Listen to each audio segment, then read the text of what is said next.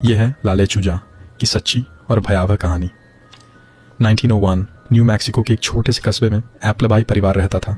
एक पिता, एक माँ और उनके दो छोटे बेटे। एक तूफानी रात दरवाजे पर किसी ने दस्तक दी। जब दरवाज़ा खोला तो सामने एक अजीब बूढ़ी औरत खड़ी थी। उसकी आंखें असामान्य और डरावनी थीं। वह गिड़गिड़ाई, कृपया मुझे पनाह दे दो।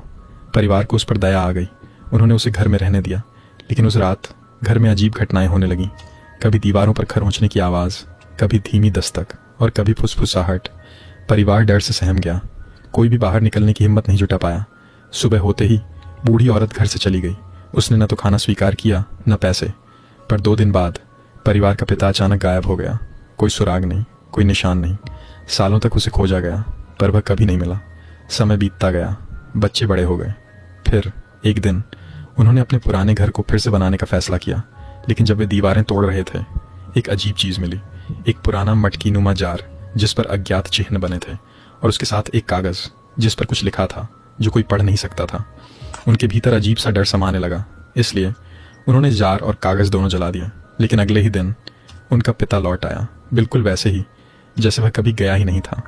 उसे कुछ भी याद नहीं था, बस एक नाम, लाले चूजा।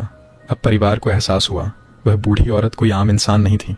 वह लाले चूजा थी, एक दुष्ट चुड़ैल जिसकी श्राप ने उन्हें सालों तक सताया था। और आज भी कोई भी उसके नाम को दोहराने की हिम्मत नहीं करता।